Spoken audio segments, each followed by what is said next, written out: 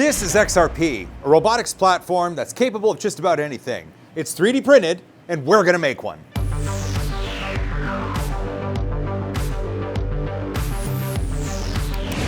XRP stands for Experiential Robotics Platform, and it's an open source platform that allows anybody to get their first steps into things like engineering, software development, 3D printing, and of course robotics. XRP is directly linked to FIRST Robotics and their wonderful competitions they do around the globe every year.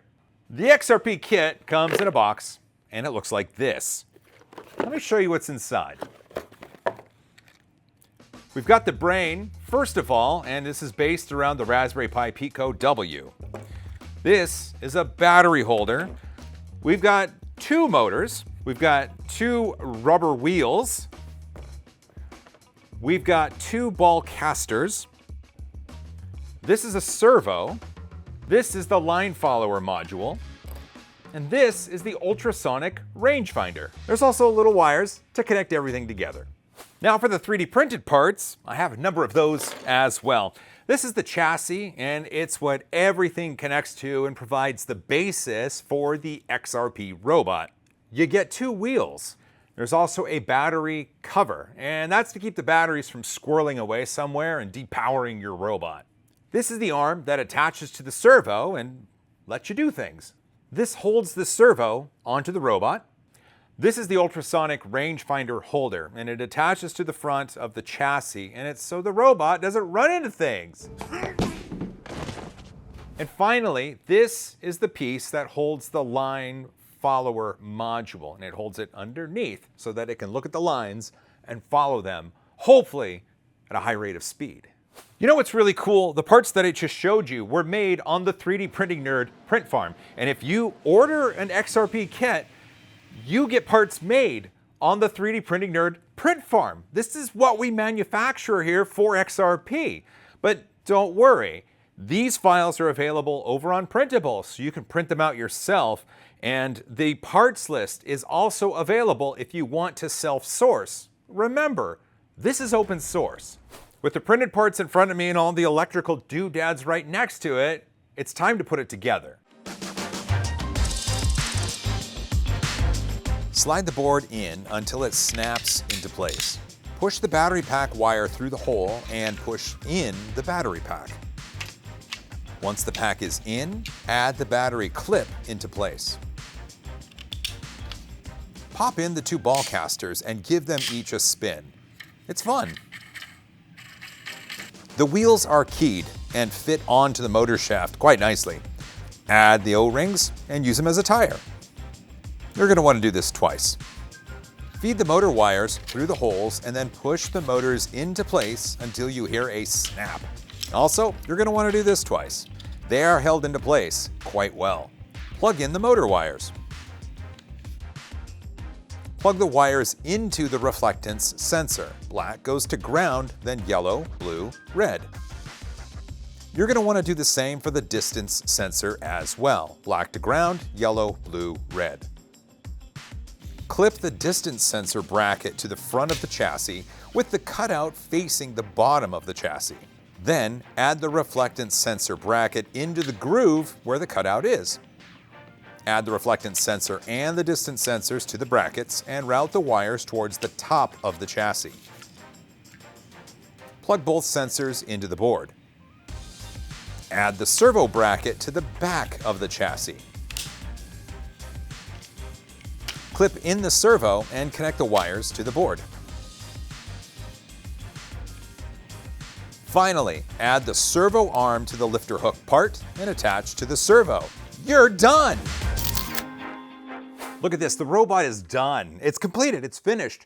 I put it together. I did that. And what's great about this, and what I love about it so much, so much, is that this is combining skills. This is using engineering, this is using additive manufacturing, this is using robotics, and this is empowering those who are interested in those to climb high and to aim high and to do really cool stuff. And one of the reasons why 3D printing is so incredibly important here is because it provides the ability for people to iterate really fast. When you have additive manufacturing as a component, if you need to make a change to something, for example, change the arm on the servo, you can use additive manufacturing to create that new arm and have it in an instant rather than having to send off for parts to be made. It's a glorious marriage here, and I'm so happy to be a part of it. We're using printed solid PLA. It looks fantastic, and this is all open source. That's the beauty of it all. People can use these components to do more. With it together, I've got up the XRP code editor, code.experientialrobotics.org. They've got the Blockly and they have the MicroPython. So you've got different ways of accomplishing the coding of the robot. But one of the cool things is they do have a MicroPython code here, a PY file on the robot itself. That's kind of like an introduction, and it's installation, verification. So if everything is correct, if I hit run, it'll run through the components of the robot just to make sure I've plugged everything in where it should go. Here we go. Running the robot. Okay, once everything is set, it's gonna blink an LED, which it's doing right there. And that blink of the LED is telling me it's ready to go. There's a button right here, the SparkFun button. I click it. Okay, so now it's giving us a reflectance measurement left and right. And look what I've prepared, a white sheet of paper with a black line on it. Let's see if this registers. So, okay, so I'm at like 500 and I move over here and it becomes 700. Look at that. As I pass over that one part, it definitely registers on the reflectance sensor. So I think something's going on. That's kind of cool. Okay, well, thank you, piece of paper. All right, now it says to hit the button if everything went according to plan, which I'm doing. Now the distance sensor. There we go. The reflectance sensor is all tested. Now we've got the range finder or the distance finder. So you can see numbers scroll past. So if there's nothing in front, 65535, it's got its limits. But as I bring my hand closer and further away, it's gonna give us values.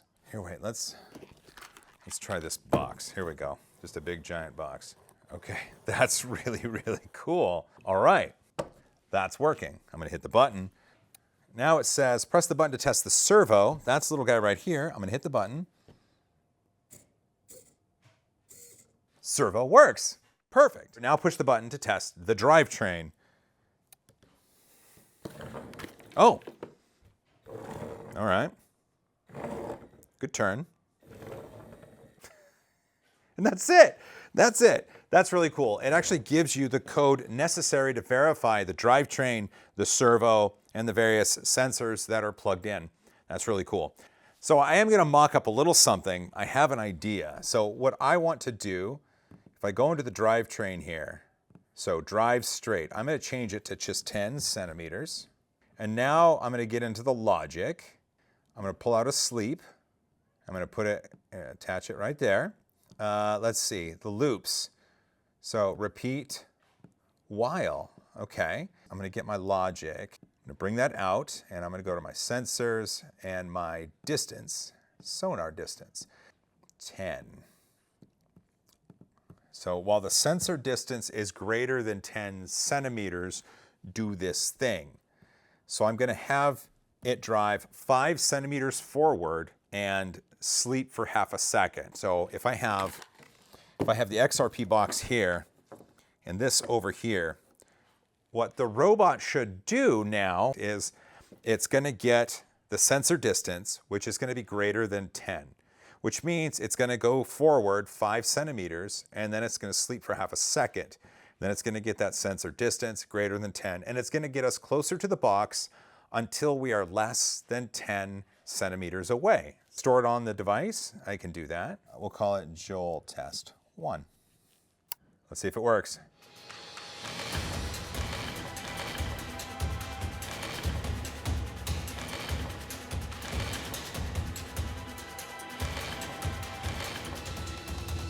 And that's it.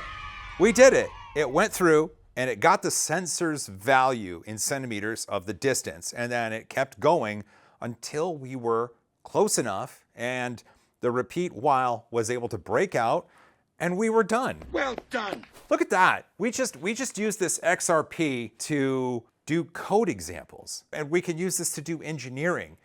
And this is just the beginning. This is the absolute ground floor of what's cool, because this also lets you use the WPI lib. And that library is the code library that First Robotics uses for their big, massive global competitions. You get experience with Blockly and with MicroPython, but you can also use the WPI lib to program the robot, which then gets you experience into the First Robotics stuff.